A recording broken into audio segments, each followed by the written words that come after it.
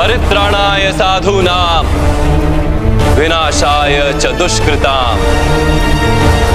धर्म संस्थापनार्थाय संभवामि युगे युगे। যুগে যুগে আমি আসি ভালোকে রক্ষা করতে, মন্দকে ধ্বংস করতে, পাপকে নির্মূল করতে আর ধর্মের স্থাপনা করতে।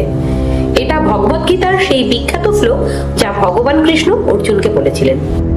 কিন্তু আজকের পৃথিবীতে শুধুই যুদ্ধ, দুর্নীতি, প্রতারণা আর হিংসা। প্রতিদিন খবরে শুনছেন খুন, ধর্ষণ, লুটপাট। মানুষ তার মানবতা হারিয়ে রাক্ষস হয়ে যাচ্ছে।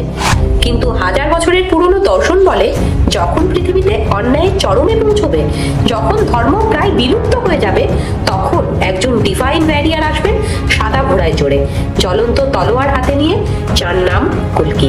আর কল্কি দেবের আবির্ভাবের সেই দিন হয়তো খুব কাছে এসে গেছে, হয়তো 2026 সাল। আমরা কলিযুগের কোন পর্যায়ে আছি? यदा यदा हि धर्मस्य ग्लानिर्भवति भारत अभ्युत्थानमधर्मस्य तदात्मानं सृजाम्यहम्। কল্কি 2898 এডি মুভিটা দেখেছেন তো? যেখানে প্রভাসকে দেখানো হয়েছে একটা ডার্ক ডিস্টোপিয়ান পৃথিবীতে, যেখানে কাশী শহর দুটো ভাবে বিভক্ত। একদিকে এলিটদের কমপ্লেক্স আর অন্যদিকে গরিব মানুষদের স্লাম। সেই মুভিটা আসলে আমাদের ফিউচার দেখাচ্ছে না, বরং আমাদের প্রেজেন্ট রিয়ালিটিটাই সিম্বলিক্যালি তুলে ধরছে। কিন্তু এই ডার্কনেসের শুরু কোত্থেকে? এর উত্তর লুকিয়ে আছে হিন্দু শাস্ত্রের টাইম সাইকেল থিওরিতে। হিন্দু দর্শনের সময়কে দেখা হয় চক্রের মতো। 4টে যুগ আছে: সত্য, ত্রেতা, দাপর আর কলি। আর কলিযুগ হলো সবচেয়ে অস্থির সময়। মানুষ এখন নিজের পরিবারের সদস্যদেরও পুরোপুরি বিশ্বাস করে না। ছোট ছোট বিষয় নিয়ে প্রতিদিন মানুষ একে অপরের শত্রু হয়ে যাচ্ছে।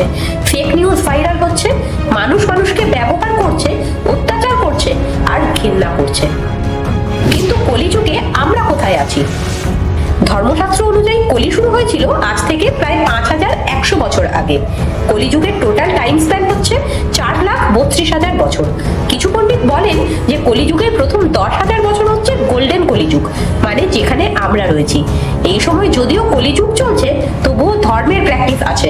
মানুষ এখনো ভালো মন্দ বোঝে, প্রত্যেক মানুষের বাড়িতে তার মা কাকিমারা এখনো পুজো করেন। কিন্তু এই 10,000 বছর পার হওয়ার পর শুরু হবে প্রকৃত কলিযুগ, যেখানে মানুষ পুরোপুরি ধর্ম থেকে দূরে সরে যাবে, যেখানে ভালো বলে কিচ্ছু থাকবে না, সর্বত্র শুধু অন্যায় আর অধর্মের রাজত্ব চলবে। সাধারণ মানুষ খেতে পাবে না, নদীর জল শুকিয়ে যাবে, সামান্য পয়সার জন্য বাবা মা বাচ্চাদের বেঁচে দেবে, কাছের জনদের সাথে বিশ্বাসঘাতকতা করতেও কেউ ভয় পাবে না। কলি শুধু একটা রাক্ষস নয়, এটা একটা সিস্টেম। পুরাণে কলিকে বর্ণনা করা হয় কুচকুচে কালো, বিশাল, হিংস্র হিসেবে। তার চোখ দুটো আগুনের মতো লাল, যেগুলো দিয়ে শুধু ক্রোধ আর হিংসা ঝরে পড়ে। তার মুখ থেকে বেরিয়ে আসে বিশাল বিশাল দাঁত, যেগুলো দিয়ে সে মানুষের সুখ শান্তি চিবিয়ে খায়। তার জিভ লাল রঙের, লোভে ভরপুর, আর তার সারা শরীর থেকে এমন ভয়ানক দুর্গন্ধ বের হয় যে কেউ তার কাছে যেতে পারে না। কিন্তু তার আসল ক্ষমতা হলো মানুষের মনকে ম্যানিপুলেট করার ক্ষমতা। আর এই জন্যে কলি 3টি মূল ওয়েপন ব্যবহার করবে: লোভ, ক্রোধ আর হিংসা। সে এই 3টি জিনিস মানুষের মনে ঢুকিয়ে দেবে, আর ধীরে ধীরে মানুষ তার পাপেট হয়ে যাবে।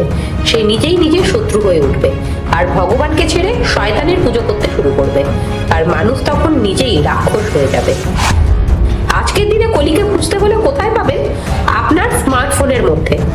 সোশ্যাল মিডিয়াতে যখন আপনি স্ক্রলিং করেন আর অন্যদের পারফেক্ট লাইফ দেখে জেলাস ফিল করেন, এটা কলির কাজ।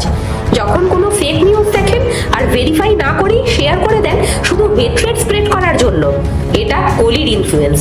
যখন পলিটিশিয়ানস দেশের টাকা নিজের পকেটে ভরছেন আর আমরা সবই জানি কিন্তু কিচ্ছু করছি না, এটাই কলির জয়, এটাই কলির মডার্ন অবতার। কলি এখন ডিজিটাল, এই একটা সিস্টেম যা আমাদের সবাইকে নিয়ন্ত্রণ করছে এবং আমরা বুঝতেই পারছি না। কল্কি 2898 এডি মুভিতে সুপ্রিম জাস্কিন নামে একজন ভিলেন আছেন, মনে আছে? যিনি সমস্ত রিসোর্সেস কন্ট্রোল করেন, মানুষকে স্লেভ বানিয়ে রেখেছেন আর নিজে ইমর্টালিটির পেছনে ছুটছেন। এই ক্যারেক্টারটা আসলে কলির একটা পারফেক্ট মডার্ন রিপ্রেজেন্টেশন। ইয়াস্কিন যেমন কমপ্লেক্সে বসে পুরো কাশীকে কন্ট্রোল করছেন, ঠিক তেমনি কলিও ইনভিজিবল হয়ে পুরো মানব সভ্যতাকে কন্ট্রোল করছে। আর সবচেয়ে ভয়ঙ্কর ব্যাপার হলো আমরা বুঝতেই পারছি না যে আমরা কন্ট্রোলড হচ্ছি। আমরা ভাবছি আমরা ফ্রি, কিন্তু আসলে আমরা কলির স্ট্রিংসে বাঁধা পাপেটস। হলিউডের দ্য ম্যাট্রিক্স মুভিতে যেমন মানুষ জানতোই না যে তারা একটা সিমিউলেশনে বাস করছে, ঠিক তেমনি আমরাও জানি না যে আমরা কলির তৈরি একটা ইলিউশনে বাস করছি। কল্কি, দ্য প্রফেসাইজড ওয়ারিয়র। पुराणों की बात सच हो रही है, भगवान आ रहे हैं। এবার আসি সেই হিরোর কথায় যিনি এই সমস্ত ডার্কনেস শেষ করবেন, আর তিনি হলেন কল্কি। তিনি জন্ম নেবেন শাম্বালা নামের একটা ছোট্ট গ্রামে, যেটা বর্তমানে উত্তরপ্রদেশে অবস্থিত বলে বেশিরভাগ মানুষ মনে করেন। তার পিতার নাম বিষ্ণু যশ আর মাতা হবেন সুমতি। কল্কি একদম সাধারণ একটা পরিবারে জন্ম নেবেন, কোনো রাজ পরিবারে নয়। আর কল্কি পুরাণ অনুযায়ী তার জন্ম হবে বৈশাখ মাসের পূর্ণিমার 12 দিন পর।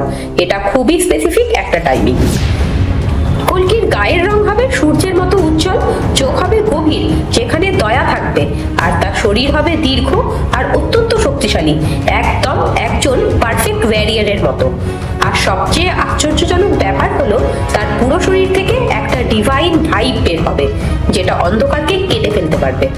তার বাহন হবে দেবদত্ত নামের একটা সাদা ঘোড়া, যেটা সাধারণ ঘোড়া নয়। এই ঘোড়ার গতি হবে আলোর মতো, সে আকাশে উঠতে পারবে, জলের ওপর দিয়ে দৌড়তে পারবে, আর তার হাতে থাকবে রত্নমরু নামের একটা ডিভাইন তলোয়ার, যেটা থেকে আগুন বের হবে। এটা মার্ভেলের থর বা ডিসির সুপারম্যানের চেয়েও বেশি পাওয়ারফুল। তবে এগুলো শুধু আমার পয়েন্টস অফ ভিউ। আপনি এই ব্যাপারে কি ভাবছেন?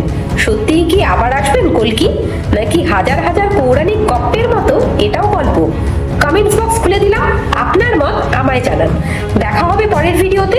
ততক্ষণের জন্য যদি ভিডিওটা ভালো লেগে থাকে তাহলে কল্কি দেবের জন্য একটা লাইক করবেন কিন্তু, আর কমেন্টে অবশ্যই একবার জয়ধ্বনি করবেন কল্কি দেবের সেই মেন অবতার শ্রী বিষ্ণুর নামে।